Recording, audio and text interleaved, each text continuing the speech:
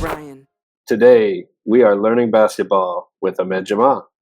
He covers the NBA Draft and does grassroots basketball scouting, some scouting work with Next Up Basketball Consulting, and a fellow writer on the Swish Theory team with some great pieces in depth like the 2024 Draft Shooting Heuristic, Breaking Convention with Reed Shepard and Jonathan Mogbo, his Starting Five series covering bouncing around some exciting young prospects he's seen like Chris Cenac Jr., King Grace, and Jamarion Batemon.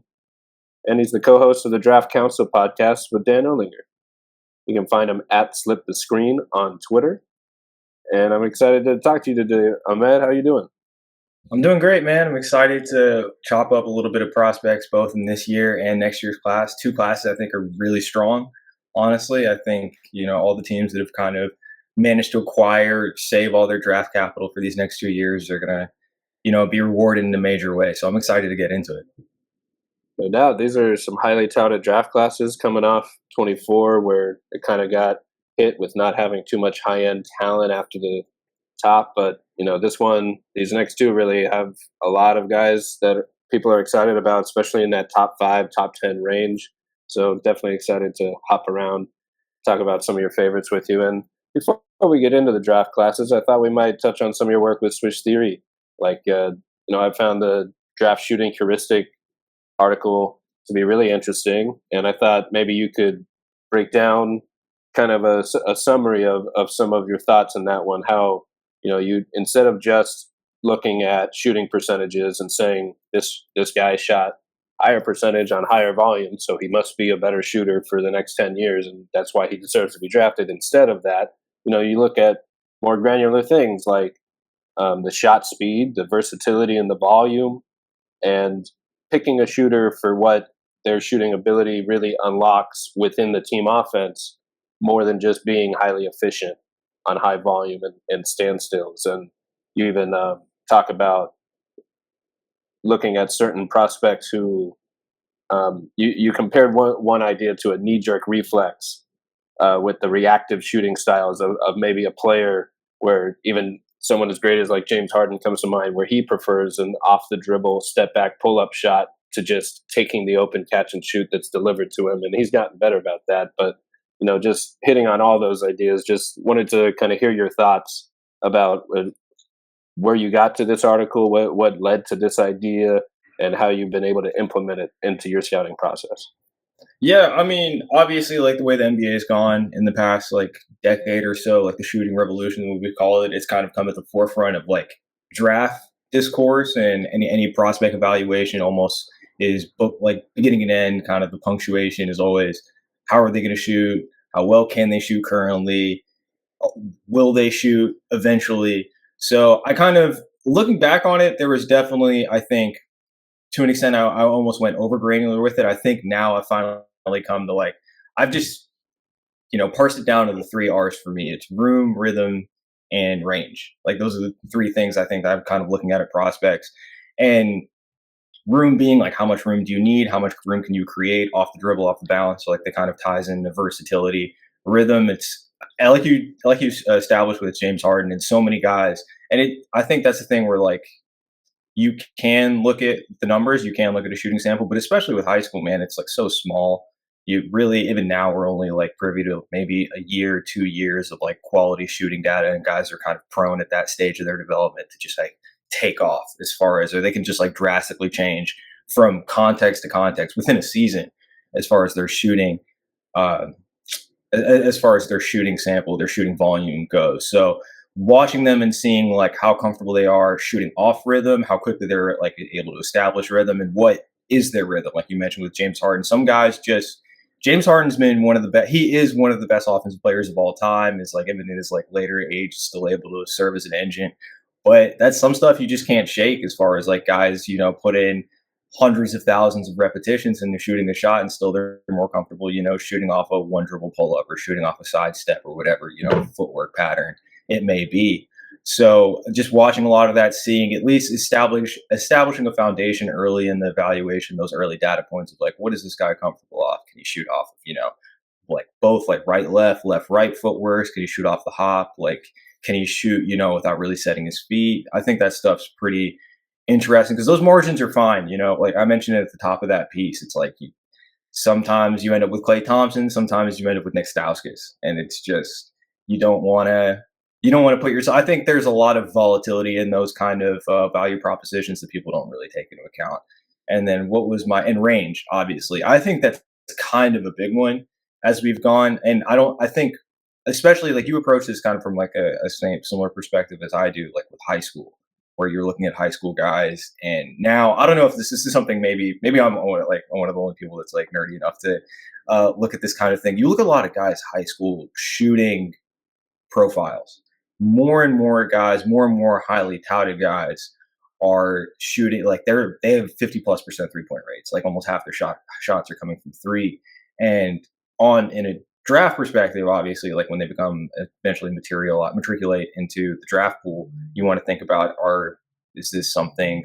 Typically, those guys are more than often than not athletically limited in one sense or another. So you're thinking, do we trust ourselves to either get a more athletically gifted prospect, see if we can develop that, or this guy that's already established, a really hefty shooting resume, do we trust that to translate to the league? And as far as the range perspective of that goes, it's like, I think that really is kind of what differentiates the best of the best to just like guys that can really serve as like a pillar of an offense where you can stretch the defense out like really far. And just like, I think schematically that does so much, obviously, when you're having to like when you're running ball screen offenses, or just like with more teams kind of lean into those more like Eurocentric style ball screens where you're running so many like early actions and you have to credibly guard a guy out to 30 feet. I think you see someone in this draft class, Reed Shepard, that's already kind of almost become like a staple. He's pulling from multiple feet behind the line. So that's something that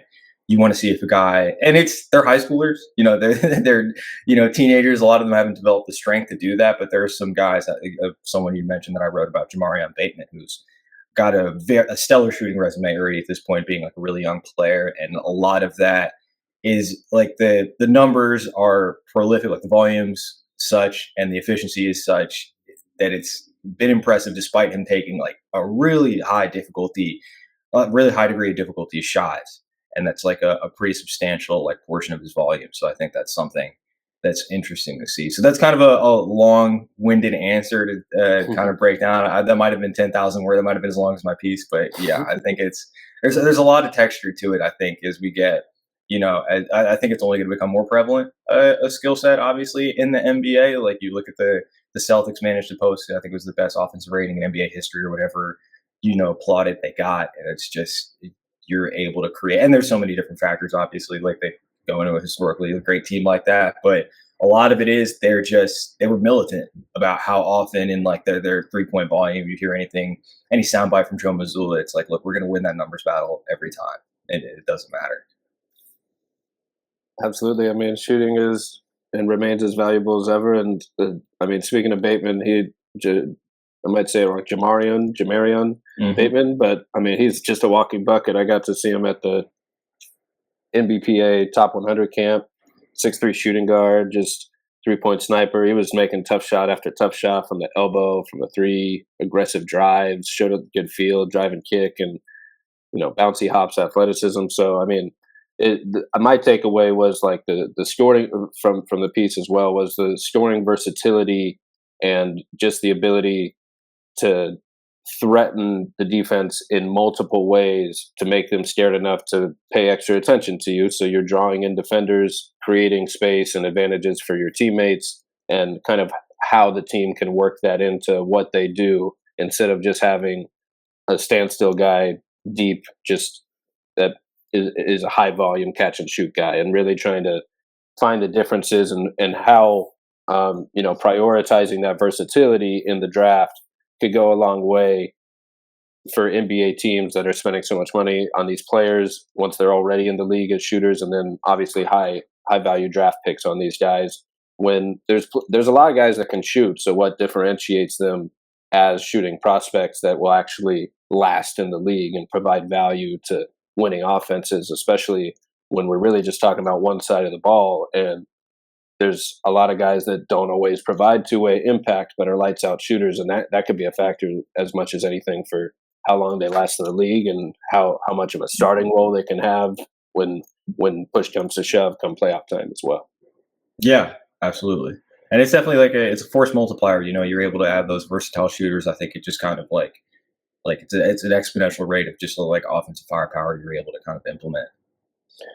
Exactly. So on top of shooting in general, what would you say are some of just general things you look for when you're scouting a prospect? A high school prospect, grassroots style that you think might have a chance to make it to the league. What sort of skills, tendencies are you looking for specifically from these guys when you're going through this process that tell you this guy could really be an NBA player one day, beyond just a 6'10" guy that's hitting fadeaways that we know he has a good chance when he's doing Yeah, that. definitely. So I've been, like, especially this past cycle, I feel like I've become a little more data driven as far as just like really diving in and trying to see like common threads from this past years. And we're just starting to get to the point, at least with the data I have access to, and you as well, where we have like a pretty like firm foundation of like maybe like going back a database of maybe 4 or 5 years at this point. I'd say dating back to the 2020, 2021 for sure draft class of guys you can look at their like statistical resumes. Granted, small sample, it's a season, really. Maybe if you're lucky, you may be able to find 30 games on a guy, but you're able to just kind of like pick up on those trends. And for me, and it changes by position, obviously. I think for most perimeter players, I'm all about stocks. And I feel like that probably sounds counterintuitive, but I think that impact just carries. And I think and there's almost something like intangible about, I mean, saying intangible is kind of counterintuitive when I'm talking about stats, but it's something intangible to a guy that's able to like just have that motor, and obviously it's a proxy for coordination and just general feel, but also like a way I've kind of always termed it is just like high bandwidth players, guys that are able to kind of, I don't know if any, just like you and me who have never played basketball at that level, you play pickup and you notice guys that are just kind of always contributing. They always just kind of have the scene that like switch turned on. It's like how they're able to like impact the game, whether or not they have the ball or not. And that's kind of a cliche. It's like, how are you able to affect the game without the ball in your hands? But really, I think that just from what I've noticed, that it's just kind of what is really like stabilized production as guys transition from level to level. So I think that's what I've kind of keyed in on the most. And then just how much they take care of the ball, like assist to turnover, obviously. Just any indicators, whether it be on tape or on like through stats that are just serve as proxies for feel, I think are really what I like to take a note. And then there are obviously like some I've kind of reeled back. I've in the past definitely been a guy that's gotten enamored with like traits, like guys that can jump out the gym or have ridiculous length, and guys I've written about for Swish in the past who I think are good players, but I think I've definitely taken maybe have recognized some flaws in my process, and as far as putting a little too much stock into maybe the physical tools and how there's only so much you can rely on that as you move up the ranks of basketball. But still, like some of those athletic indicators, like how often they get to the line for bigs, how many dunks they have in the half court or something like that, how consistently they're crashing the offensive glass. So those are kind of things that I'll always look out for.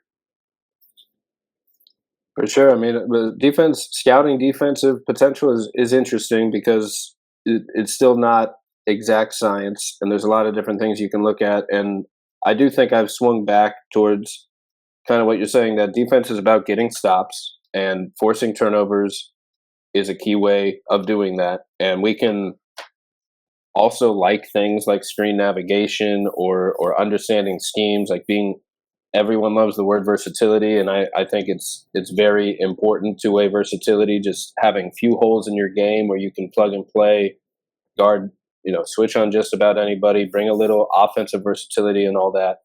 But at the end of the day, it's about getting stops. So if you're forcing a lot of turnovers and getting stops for your team at that level early on, you're showing two-way feel that should translate to every level. And that, someone like King Grace that you wrote about in your 5 series as well, and I was able to catch at that NBPA Top 100 camp, like he stood out for just making when he plays, forcing turnovers at a constant rate. He rated really high via Cerebro in overall impact. He was 16th overall. On defense, he was 22nd overall. At the rim, he was 12th overall. And every time you looked up, he was just making a winning play, forcing a turnover, using that force to the rim, smart feel kicking out. So, that's a kind of, winning player type of feel that you touch on that you would think translates as long as you have, the measurables and tools to kind of hang physically at every level, that feel is something that translates to every level that you might look for on the defensive side, which is a little harder to track because there just aren't as many great all-around impact numbers or all-around efficiency numbers when it comes to defense. So it still relies on the eye test as much as anything. But it's funny that something like in the box score, like blocks and steals that have been recorded for quite some time, are now back, not back in vogue, but like they're classics that never left. They still work. Like they get the job done for at least showing a form of good defense.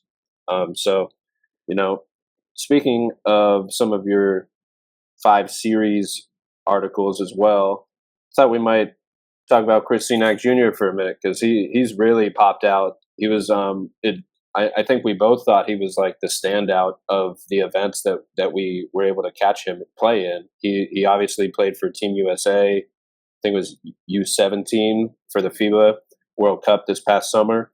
And he didn't get a ton of minutes because of all the talent on there. I think he came off the bench, but he's just a really strong,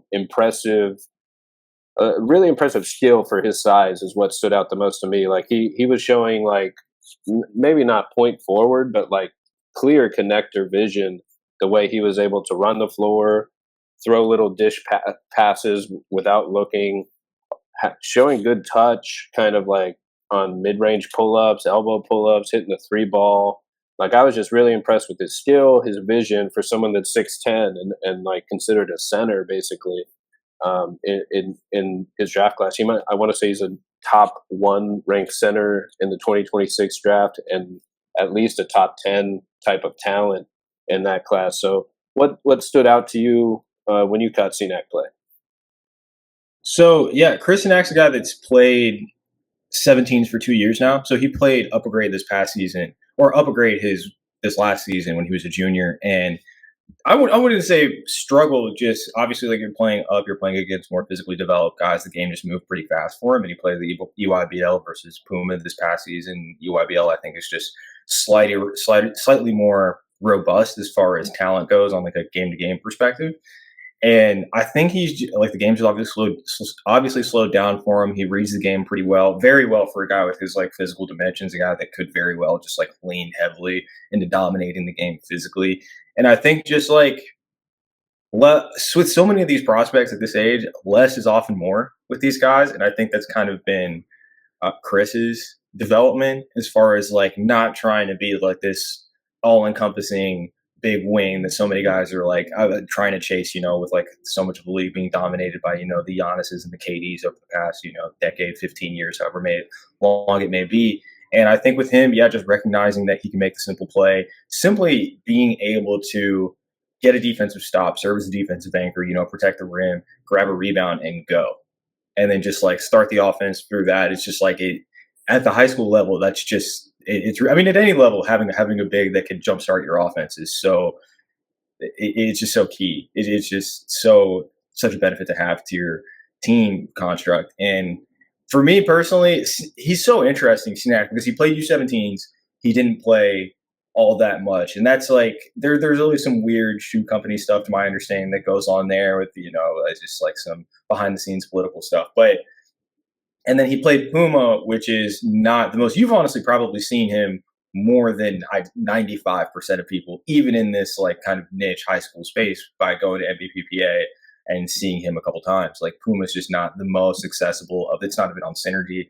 It's not something a lot of people can see a ton of games of. I was lucky to get like a passcode and knock out a couple games, find some here and there, but still it's difficult to come by. So, but this season, a thing I have highlighted on my calendar, because he's going to be playing at Link Academy, which is a EYSL team. He's going to be playing the likes of Cam Boozer probably a handful of times, AJ Dybantsa's team as well. He's Montverde. So this is going to be the most sustained period we've seen him go up against like high level comp since he was, 16s. Obviously, he's made a big development since then. So I'm excited to see that. I don't know. I think a lot of Chris's attributes. I mean, he's able to impact the game despite, I think, a lot of his skills at this stage, like with an NBA projection in mind, a lot of his skills are kind of theoretical. He's not the most efficient shooter. I don't think he's like hyper consistent from the line or anything like that. He's got good touch. Like you said, I believe he'll shoot. Like mechanically, it looks solid. I don't think there's anything like prohibitive about his mechanics or his like efficiency in the pass. And he's not, generating a ton of stuff. He doesn't have these like uber refined moves in the half court as far as like creating, like you said, he's not a 6'10" guy consistently hitting fadeaways or anything like that. But there's just so much about his game that's intriguing. And he just has a great motor too. I don't know if that's something you've noticed, but he's just like so many bigs at that stage. It just can kind of, I don't even know if it's be complacent, but they can kind of have like lower bandwidth where they just take a little bit to process possession to possession. He's not one of those guys. So I think I'm excited to see how he takes to a higher level of competition this next season and what college he ends up going to. Because I think for all the top guys, I think that for most of them, it's been kind of narrowed down to a handful of schools. His is kind of up in the air. His recruitment's up in the air. So I'm excited to see where he lands. No doubt. Yeah, I definitely noticed his motor, that kind of that two-way tenacity that we touched on. Like it's a camp, so maybe the defenses aren't necessarily on red alert, crazy effort wise for everyone, but the guys that did bring the defense really stood out. Like we mentioned King Grace before. Davis Fogle was a guy that did that too. And I mean, Cenac just dominated the camp. He was 20 points, 9 boards, 2 steals, 2 blocks every game were his averages, scoring 60% from the field, 90% from the line on 30 free throws, and just made a lot of winning plays, like active hands, good ball instincts, and kind of like you said, like it would maybe a little bit more of like flashing potential skills that could one day become real weapons, more than just knocking down every fadeaway that was available or something. But I like the way you described it as like making the simple reads, making winning plays that way. Not to throw a comp on a guy too early, but his game reminded me a little bit of Chris Bosh, the way he's able to stretch the floor, just kind of. I like that one a lot. I read the game. Yeah, I'll take it. He just reads the game at a smart level, shows a little handle, shows a little touch from deep. He was running inverted pick and rolls. I mean, he's a guy that you could see kind of have a lot of versatility, and like you mentioned, be a rim protector, a defensive anchor for a team, while still bringing versatility from the center position, which is just a really rare skill set. I mean, I was talking to Jackson Frank the other day on here, shout out Jackson, about Chet Holmgren, and same type of idea that the word unicorn gets thrown out a lot, but it's actually really rare for a guy to follow through with it, where a guy can be a defensive anchor, rim protector, super versatile, stretch the floor from 3, bring ball skills. Like that's just not something that everyone ends up doing, even if they get labeled that at some point through their progress. So super excited. I think, he's probably still a little underrated for the class as a whole because of that skill set. So like you said, like depending where he ends up in college, how many eyeballs get on his game over the next couple of years, could see him rise quickly to a top 5 guy in that class. Like I could see that happening very easily, because I just don't think, other than like Cam Boozer, there's just not too many guys that do everything that Chris Cenac could be doing with that size and that skill. So super excited to see where he ends up. And now that I mentioned Cam Boozer, might have to get to the star of the show here. This guy Cam Boozer just committed to Duke with his brother Cayden, following the footsteps of their dad Carlos Boozer. And I mean, all these guys do is win. They don't know how to lose. Like the Boozer twins are 2-time FIBA gold medalists, 3-time Nike EYBL Peach Jam champions, 3-time state champions in the state of Florida. Cam has won Gatorade Player of the Year, Mr. Basketball USA, 2-time Florida Mr. Basketball, FIBA Under-17 World Cup MVP, Under-16 America's Championship MVP with FIBA. I mean, like the trophy room is overflowing with gold everywhere at the moment for the Boozers. So, what do you like most about Cam's game? What stands out to you right off the bat? I mean, he's kind of the other side of the coin, or on the other side of the spectrum with Cenac, as far as just being like very refined, very like a much more fully formed, despite being a good bit younger. I think he's like 5-6 months younger than Chris, something along those lines. But just uber efficient, like mind-breakingly efficient. And I feel like that's why Booster's become almost underrated amongst his class. I mean, if there's only so underrated you could be when you're, the second consensus prospect or whatever. But I don't think he's never really lumped in those conversations with the AJ Dybantsa's and the Cooper Flaggs of the world, because his game just doesn't possess that flash. It doesn't cut as easily, as sexily into a highlight reel as those other guys. And I think it's just, because he's almost monotonously efficient. And I think there's still like more intrigue to Cam's game as far as he's smaller than Chris. I think he's probably like, have you seen him in person? Yeah, I've gotten to see Cam and Cayden Okay. over at Montverde at the 2023 Sunshine Classic. So I got to see Boozer versus Flagg in a matchup. That doesn't get talked about enough, man. Florida's the mecca of basketball now. Well, the title's been passed on. I definitely appreciate it, because I've been able to see pretty much all of these top guys that we'll be talking about here in person, pretty much right up the road at Montverde, and then or over at Disney for that camp. And I mean, I went there expecting to be blown away by Flagg, and Flagg showed up, but I was equally blown away by Cam Boozer. Like the way I kind of think about Boozer compared to Dybantsa and even Tyron Stokes as well, the year after they were teammates, and then Flagg as well, is that Boozer seems to be the most reliable offensive shot creator engine of all these guys, where like he himself is just a tank, a downhill tank that can draw fouls, get to the line, hit tough shots already, has 3-point range, even if it's not the most consistent yet. And he's also brings that defensive tenacity, that motor. He's got incredible like outlet vision passing, where he's hitting kick ahead passes constantly in transition. He not to just I like to jump to comps, even though I try not to like put unfair expectations on guys, but like he reminds me of a big point forward, like we saw like Blake Griffin up in Detroit, kind of really after the Clippers, where he's the fulcrum of the offense, just a guy that you can run the offense through, like a true point forward, in the sense that like you could just play a D&3 point guard with him and probably be fine, because this guy can create a good look every time down the floor, whether it's for himself or teammates. And that's not to say the other guys can't. It's just that I think Boozer's just engine, his skill set for that size really leads me to believe that he not only deserves to be in those talks with those guys, like he might have more potential than anyone as the number one offensive engine for a team, in my opinion. So like, I'm with you that he's a little, even as the number two guy, like he's underrated in that sense. And I think that maybe I'm overthinking this with Duke, but I think people really, what's the word, like really revel or really hype up guys that go to Duke, and whether they get hated or whether they get loved, they get eyeballs. People watch those Duke games. So I almost think that it will at least put him on a level playing field with Dybantsa in the way we talk about them in that class, where especially if Dybantsa ends up at maybe not a blue blood school. I think Alabama and BYU are some of the finalists for him. I'm not sure where else. But I think it's those two in Kansas State are kind of in pole position, which is an interesting combo.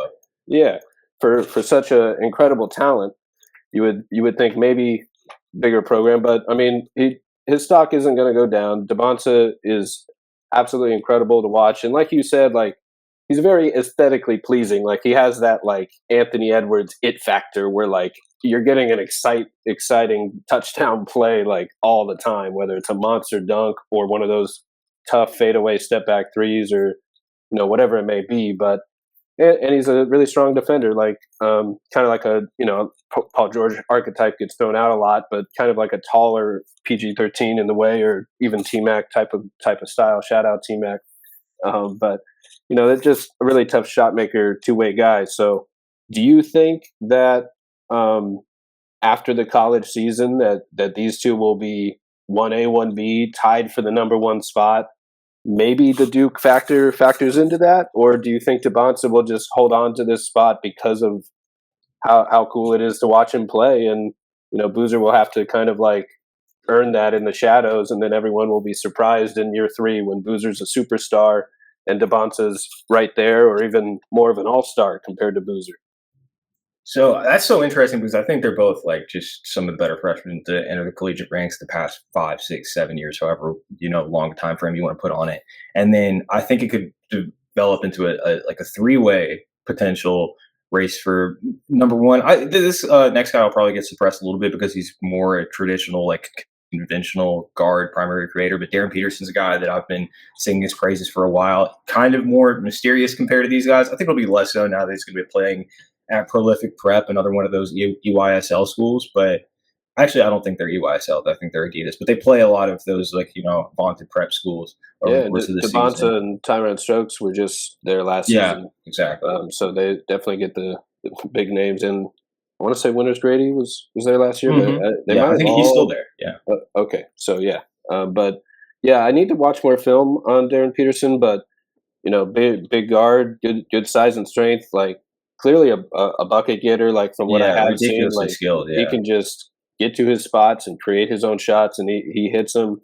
And I looked up some of his synergy stats, like super efficient in the half court, including the passes, 1.12 points per possession for Phenom United in 24 in the 75th percentile.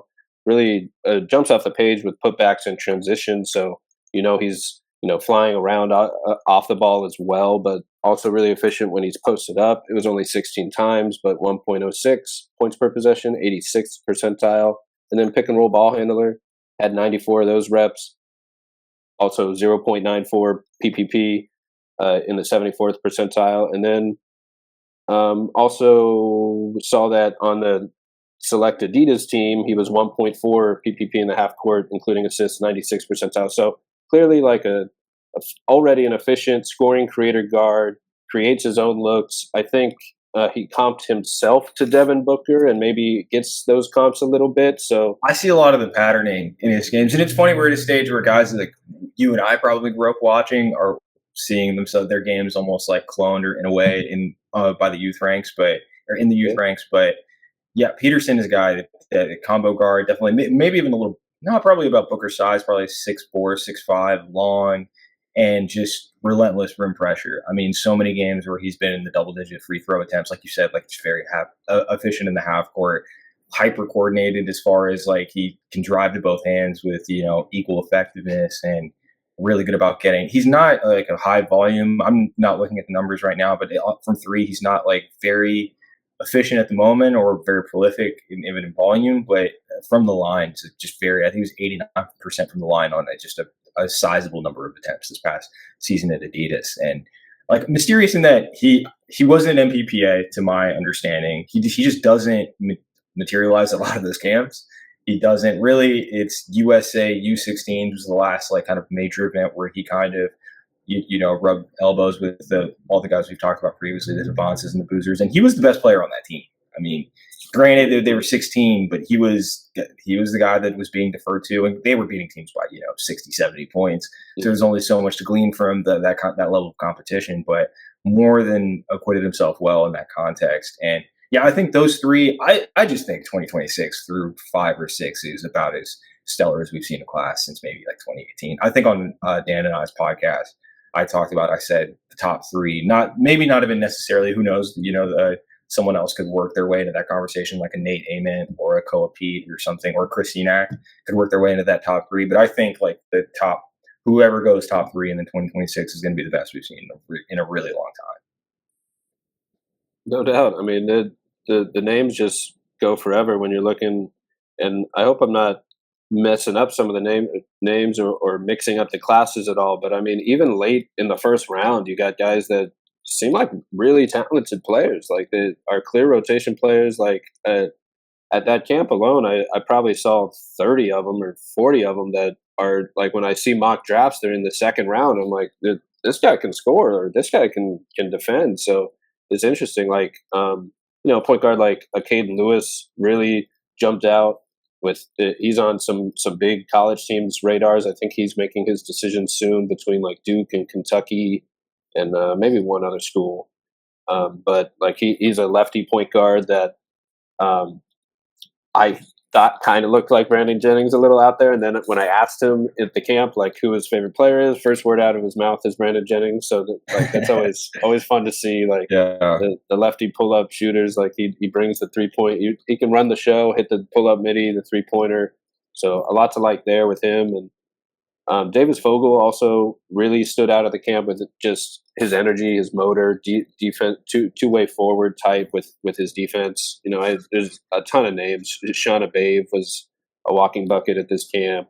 He's so interesting to me, man, because so many high school centric scouts and people that are just like really into the high school scene are kind of, and people whose opinion I respect are just lower on Abaev than I've seen. And I understand. I feel like a lot of the times people that have been around basketball for a while almost go against the true hooper aesthetic like Abaev can project or play with sometimes. But I just think he's such a high level shot maker at that size, like a legitimate 6'8", a wing, and watching him actually at the Basketball Without Borders, because he's like of Israeli descent, so he was playing on that in that event, and watching him play guys that are like currently mocked to go first round, like the Will Riley's, Kasparis Jakuchonis, and Kamal Malawak, and holding his own, more than holding his own, but like for stretches being the best player on the floor. I'm just he's a guy I've got a good amount of stock in. I'm excited to see where he goes for college, but yeah, just a very quintessential get a bucket. He's just lefty, and I think doesn't get the credit for being the. I was shocked at how consistently he was creating out of the pick and roll in that event when I watched him like making reads with either hands and just like really weaponizing his like kind of scoring gravity. Yeah, I would co-sign all that. I mean, he does get mixed reviews when you talk to maybe other like scouts that have seen him, but and maybe there is a little bit of clash of like the real hooper culture with the analytic culture, but at the end of the day, like a walking bucket that scores, that creates good looks for himself and others, that can run half court offense and pick and roll, and like look smooth doing it. He was definitely the best player, best scoring option among the top 100 high school talents in the world that were invited to this camp in multiple games. Like he's a real guy. He can really score. So definitely think he can hang offensively with a lot of these guys. And I should also mention one more guy that clearly stood out of the camp, Meleek Thomas, who kind of similarly just epitomizes walking bucket. I mean, he was number one in overall impact at the camp, number one in assists, number one in points. He scored as effortlessly as like a Jamal Crawford, just getting to any shot that he wants and making it look easy. And they're all like not all, but a lot of impossible shots are in there, and he just feathery smooth. I'm sure his sights are even higher as a scoring option at the next level. But that was just someone that popped to mind because he can finish at the rim with reverses and smooth handle, getting to the rim, creating those advantages, hitting deep pull-up threes, hitting fadeaways, like just total control as an offensive option at this camp. So got to shout out him as well. He's also like top 10, top 5, at least a lottery projected type of guy in 26. So if you have any thoughts on him, add them as well. But the next question I have for you involving all these guys is that, put all of them in a hat. You got Cooper Flagg, you got Cam Boozer, AJ Dybantsa, Tyron Stokes, even some other guys were really popping in their first game with Rutgers. I'm now blanking on Ace Bailey was just hitting everything in that Rutgers game. So out of all these guys, who would you take first if they were just in one draft? You're building a team. Like who's your guy for number one pick if you got it? I take Flagg. I'd probably roll with Flagg. And I mean, and all these guys are great. And there's definitely like, I feel like there's been a lot of Flagg fatigue. I think in space like lately. I think people have been tired for how long he's been touted. I mean, literally, I think he's been discussed since he was a freshman in high school in a lot of circles. I mean, he went to Montverde pretty early as a sophomore. I think he's played with and against a lot of these guys for a while. Actually, I don't think he's really played with them as much because he was playing up a level. Like it's kind of always been a consistent theme of his career. Like when the U17s he was 15 playing on the U17 team.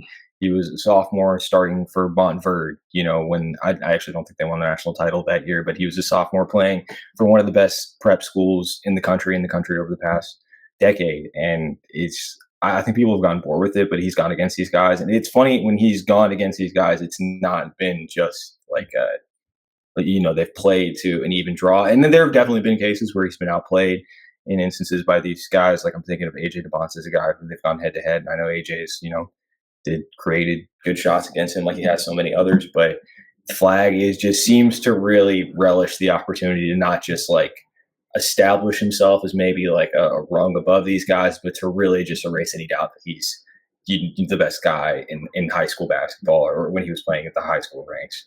And I'm just thinking of so many times he's playing Cam Boozer and he's just tried to like thoroughly, like he seems to really take it almost personally that he's been put in the same discussions as these guys, which is like intangible. It's not really, something that, is like quantifiable in a scouting report or a model or anything like that. But I value that and the consistent improvement he's shown. It seems like every time that there's something, he's just very cognizant of whatever, deficiencies or perceived deficiencies there are in his game. Like I think early on in his career, it was like he still has a funky shooting release, but it was like, can he shoot? Is he going to shoot? And this past season, he was 39% from three. He was over 40% on mid-range attempts, which is like a kind of the bar for, at least I've seen the bar for high school shooters pre-NBA shooting samples. If you can shoot 40% on off the dribble twos, that's like a really stellar mark. And he's hit that. The creation he played. So the only time he didn't play up was he played 16s a summer ago, the summer of 2023, led a team of, with all due respect, a team of him and guys who will be going pro in something other than basketball when when they finish college. And he led them to the championship game. He's one of the only guys I've seen have a 50-plus point game in AAU. And it's just, and he was the engine. Like he was creating everything. Like he was scoring for himself, creating for others with equal consistency. So I just think he at this stage for me is like kind of clear cut number one, and I'd honestly go as far to say I think he's become like weirdly underrated at this point. I think he's like a kind of special prospect in the ilk of the Anthony Davises and the Zion Williamses as far as American prospects go. Absolutely. I mean, he's in a good way. He's crazy out there. Like, that's the best way to put it. Yeah. Yeah. I'm trying to think of a nicer way to say it. Like he's just got that killer mindset. He does a lot. Like he does a lot of the little things well that you might expect like a role player defender to do. Like he lives and thrives for doing the little things well, and just super malleable talent. Like seems like he could just adjust to so many different roles at the next level. Like almost as like he could be an off-ball play finisher, or he could be more of a primary scoring option. To throw another comp out, like watching him live reminded me of like Andrei Kirilenko, the way he processed the game. But if Kirilenko was like a movement shooter who was also hitting fadeaway threes off the screen from deep at 6'10" or whatever. And something I talked about earlier as far as like these players feel and just kind of gauging how like quickly they process the game. Something I mentioned on our the pod I do with Dan, the draft council, he of more than any prospect I've seen, he has so many blocks that look like goaltends because the rotation is just so perfectly timed. Like he is like so acutely tuned into what's going on both ends of the floor. I just think you never want to give someone like a stamp of something that's like lofty as like basketball genius or something like that. You kind of got to wait until they've proven themselves at the NBA level a little bit more. But he really is just like so many like standout moments that are just kind of like record scratching in a good way, kind of make you stop and rewind the tape that he has that not many other guys I've seen. Yeah, I mean, his impact just jumps off the page at every event that he does.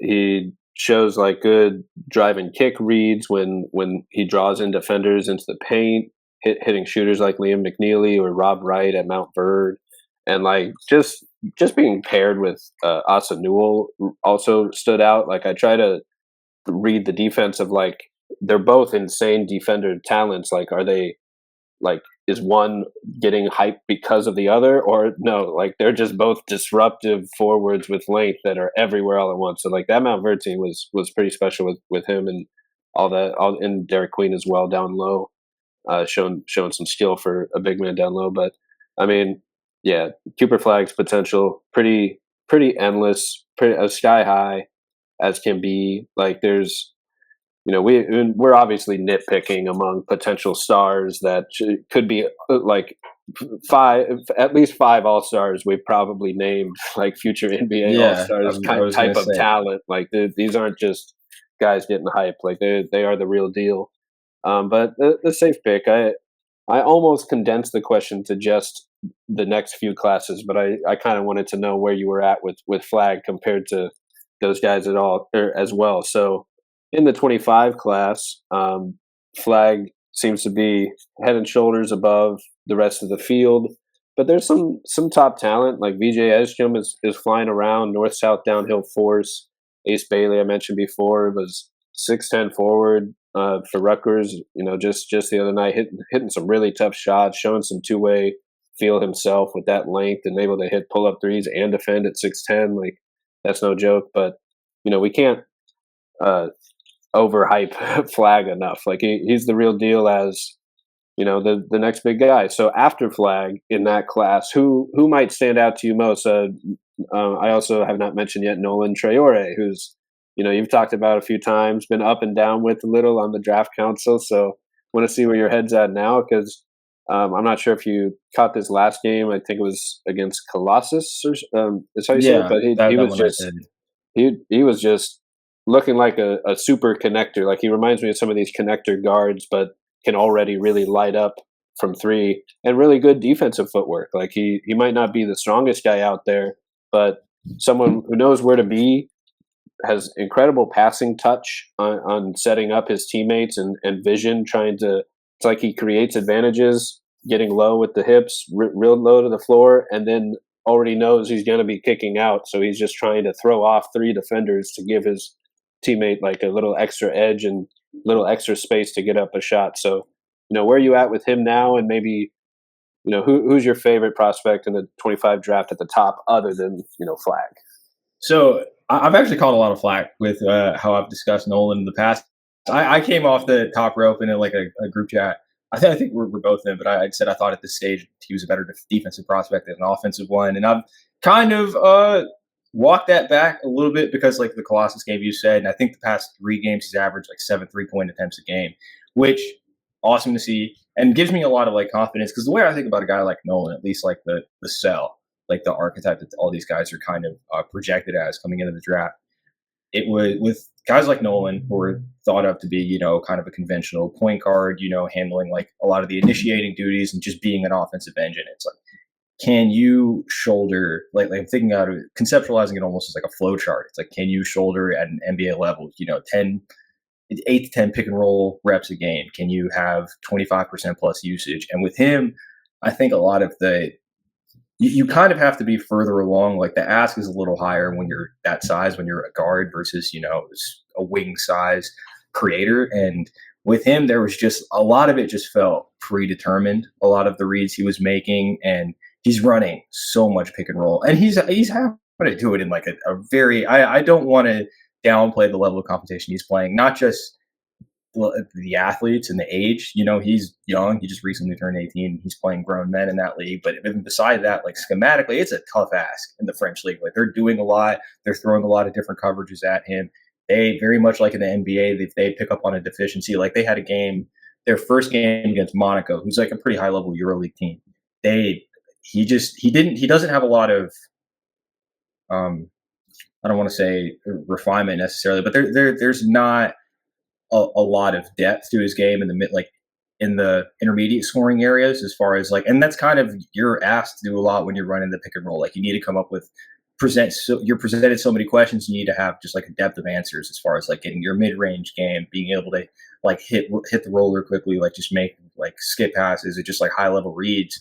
And he just wasn't able to do that. And they got to the point where it's like, all right, you're not going to beat us as a scorer. The only way you're scoring effectively is at the rim. We're just going to put our center on you.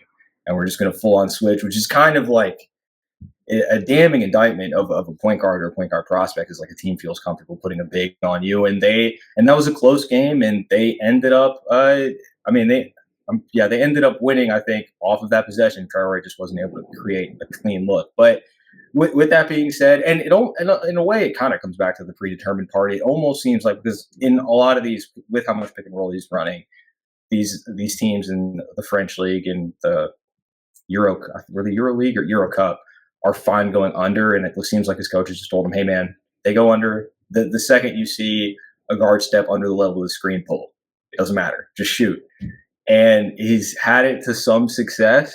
I don't think, and he started hitting them when the guards go over the screen as well, which is like encouraging to see. And that's encouraging for me because now this shifts the conversation from not necessarily having to be like a conventional point guard where he can shift off the ball, be more of that like complementary like utility guard where he can defend up the lineup.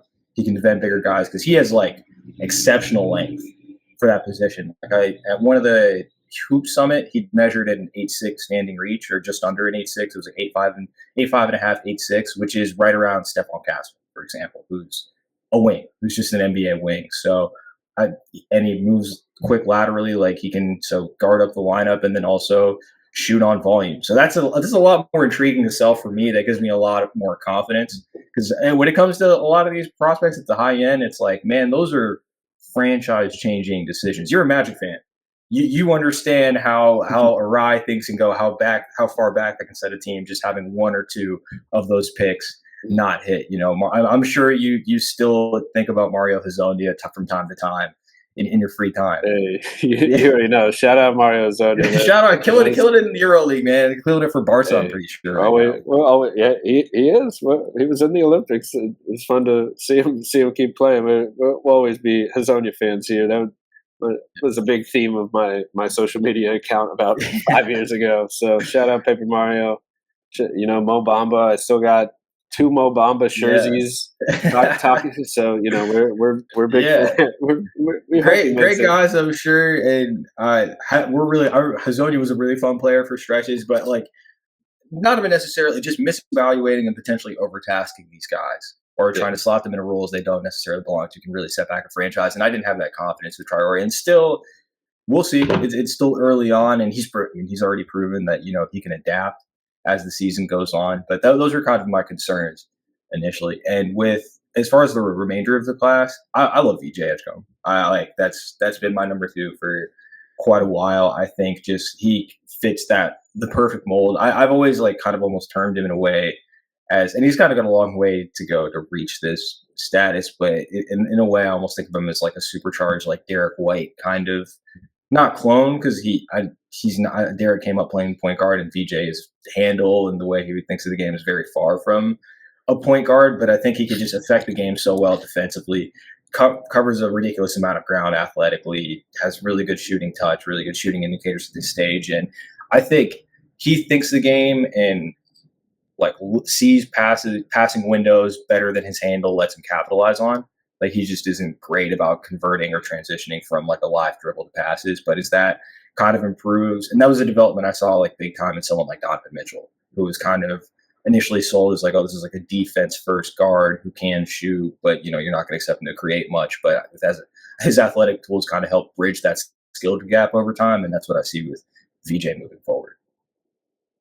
Yeah, I mean, VJ Edgecombe, super explosive talent. I'm a big fan of his game. As just see like the downhill force, athleticism he brings. Like I think that's a bankable trait. That first step burst alone and explosiveness to the rim at that size. Like he's clearly got some athleticism that should translate to multiple levels. And excited to see him at Baylor. Seems like a classic Baylor type of guard. When you mentioned the defense and the toughness and things like that. And, Traore as well, like, to the other side is it's a small sample size, like good and bad maybe.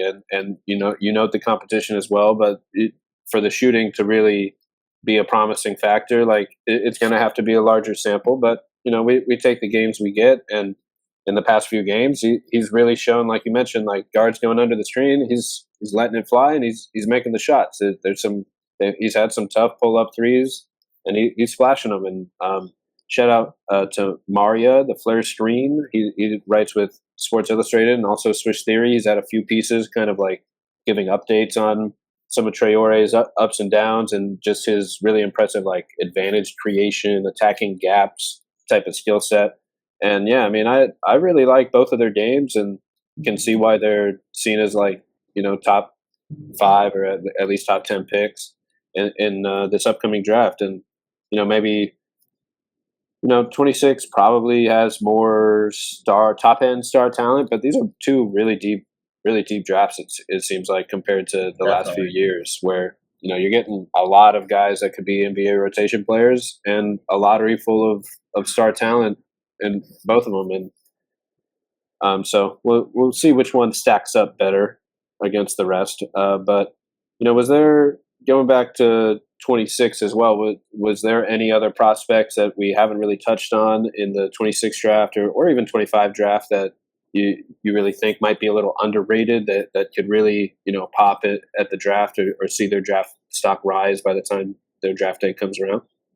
Yeah. So in 26, Braylon Mullins is a guy I don't think he was an MVP. I don't think he made his way out to that camp. Think so. Yeah, another guy that kind of I wouldn't hasn't been seen as much outside of his current shoe circuit in Adidas, but 6'4", 6'5", shooting guard, that just ridiculous movement shooter, like lightning quick release, shot 48% off the dribble, like a pretty decent sample of off the dribble threes this past season.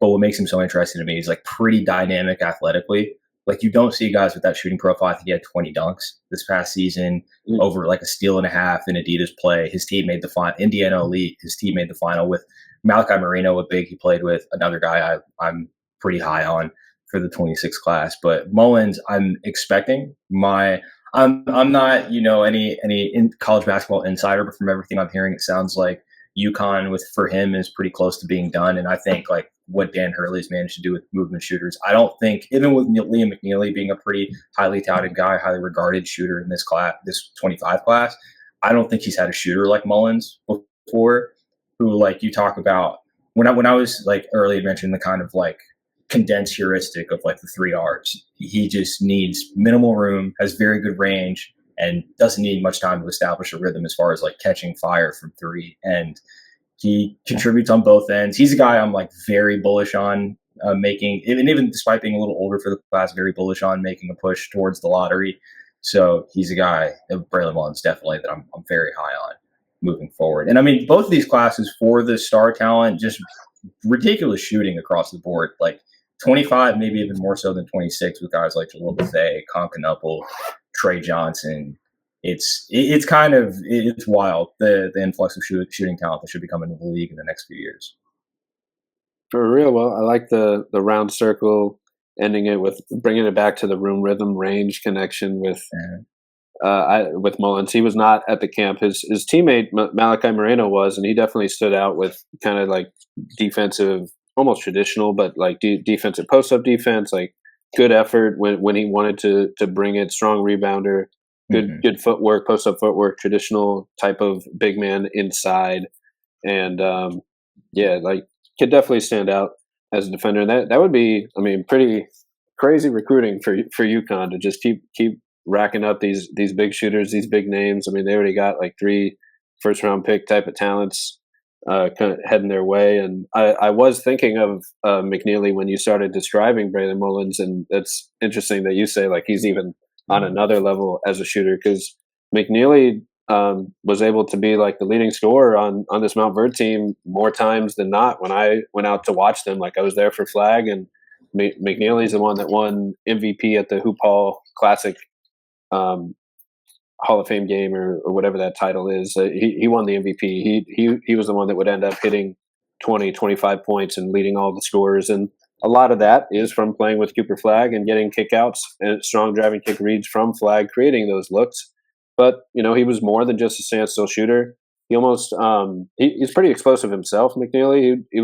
He could attack closeouts clearly, like looking to dunk on your head, like almost like in a Meleek Monk type of way. Like he will hit the off-ball 3 or he will come in flying for a slam. So he's another exciting talent that UConn has. But man, these are some exciting draft classes. I can't wait to really keep digging in deep and hopefully keep talking. I'd love to talk to you more about these guys as the classes absolutely, get man. closer. You definitely know. Anytime.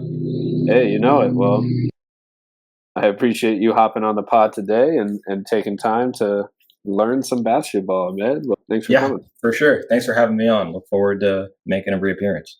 You know it. We'll make it happen. Have a good one. Yep.